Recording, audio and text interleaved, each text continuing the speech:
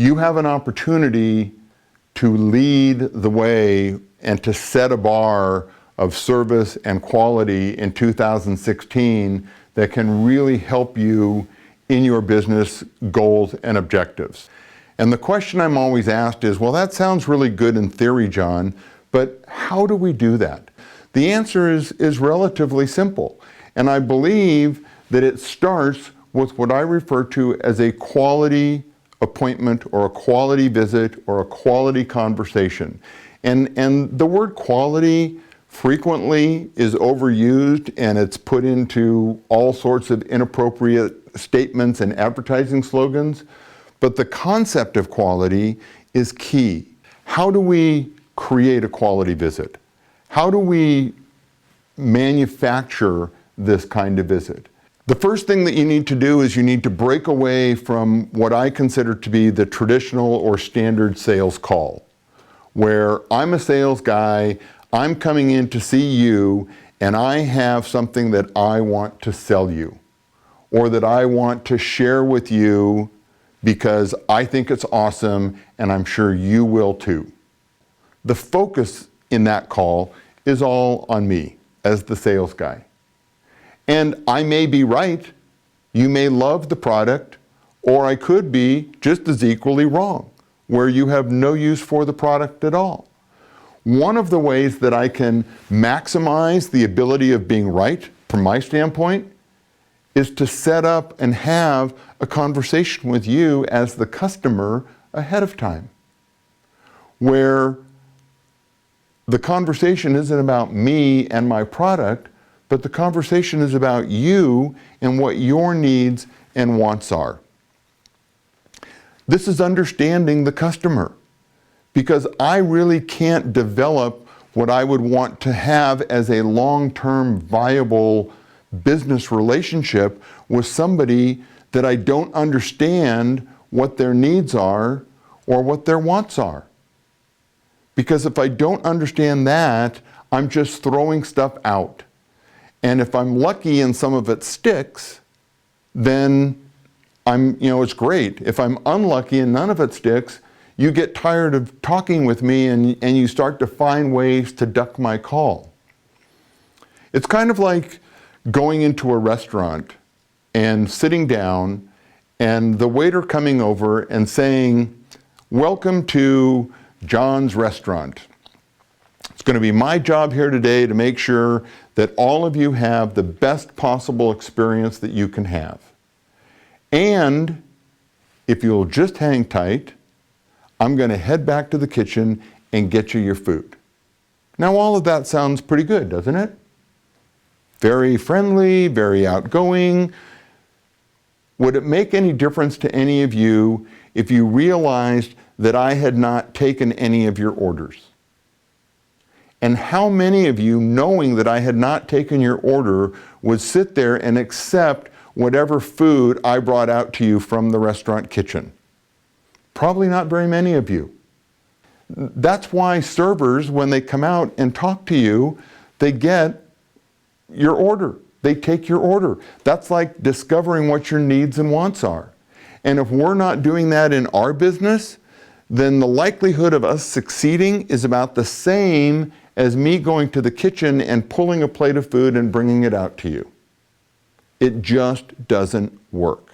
Having a pre-conversation with your customer before you go out to see them to discover what it is that they might be looking for, what are some of the things that I might be able to provide to them, what do they want to accomplish, what are their goals, all of those kinds of things. If I can get some of that information ahead of time, then when I actually show up for the visit face-to-face, which is where I'm going to develop my rapport and where I'm going to create the relationship that I want to create with them, when I show up for that, I'm prepared.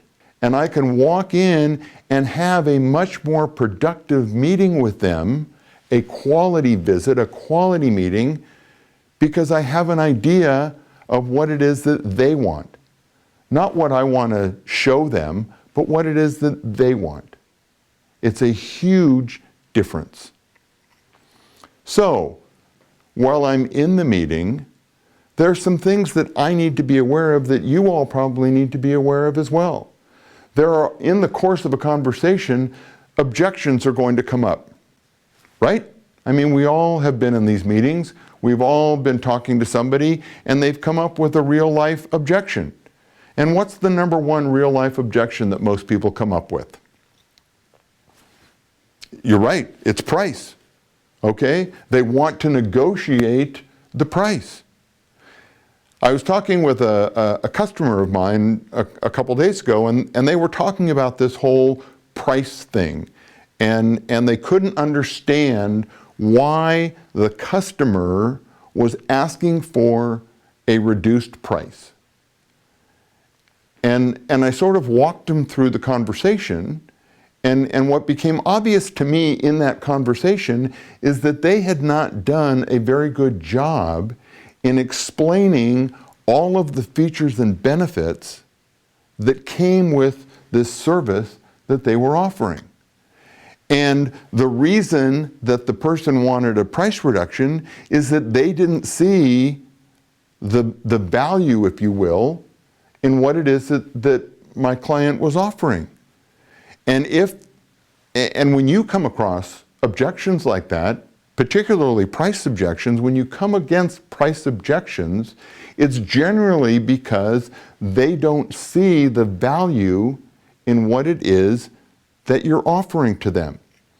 And the key to overcoming that objection is by asking, where are your concerns? What is it that is creating the conversation where you want to pay less for what we're offering than what I'm suggesting? Maybe they just want a deal, okay? There are people like that in the world. We all want a deal. I shouldn't say maybe there are people like that. Obviously there are people like that. But oftentimes if you go back and find out what the real objection is, what it is that's creating this, we'll take it, but I want it for less money, and you can explain further or in more detail what it is that you're talking about, the price objection will go away. Or maybe you can find a middle ground. Or maybe you can get 90% of the way to your spot. So the key here, though, is to be prepared for it. Be prepared for objections. Well, I talked with so-and-so and they said this. Instead of just assuming that you understand what that conversation means, ask some questions about it.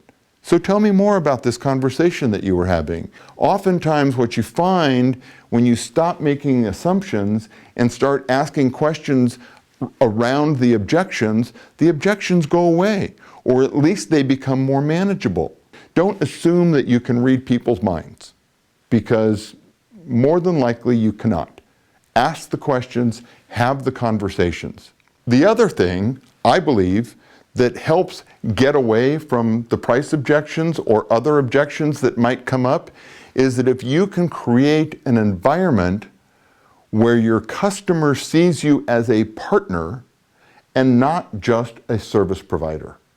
If I'm looking at you and all I see is somebody who, when I want a widget, they'll give me a widget, I'm probably going to be more inclined to negotiate price, or to negotiate terms, or to negotiate delivery parameters, whatever it might happen to be.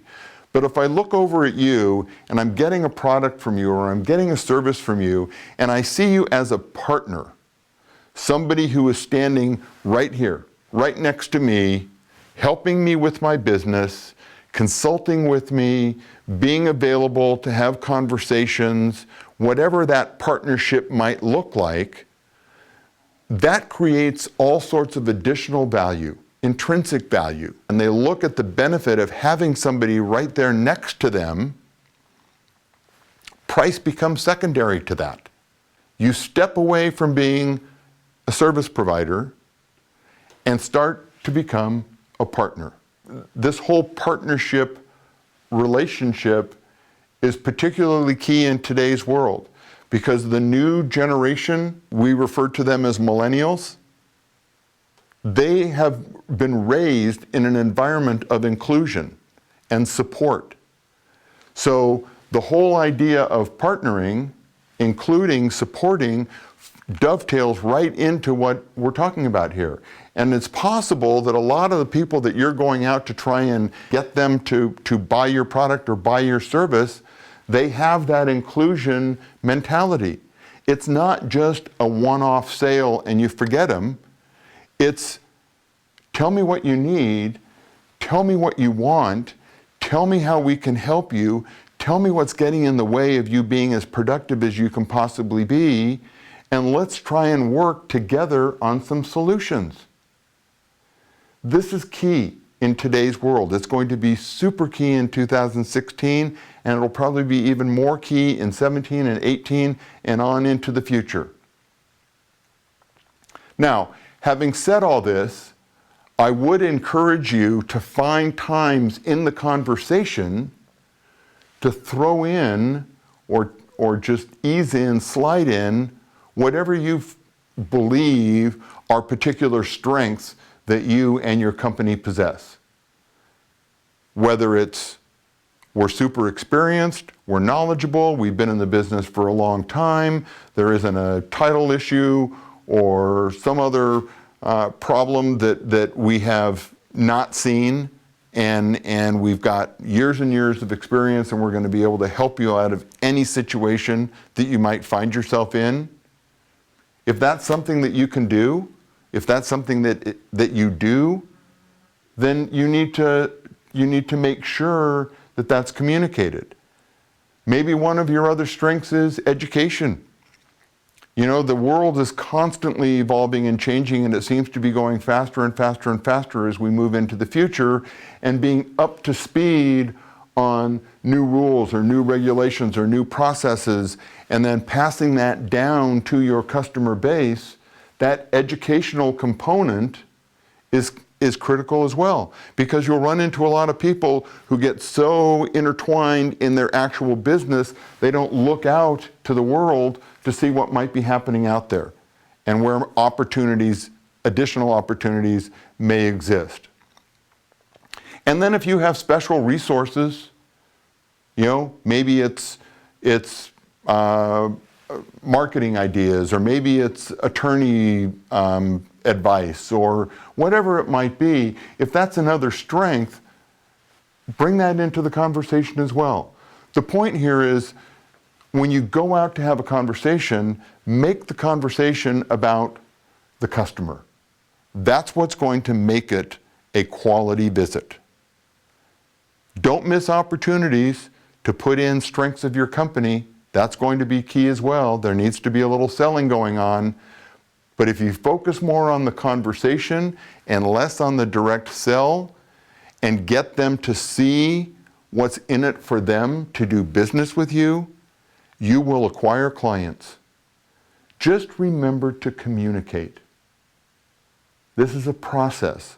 Communicate. If you communicate, you will lead the way. When you lead the way, you will create partnerships. When you create partnerships, you will get more business.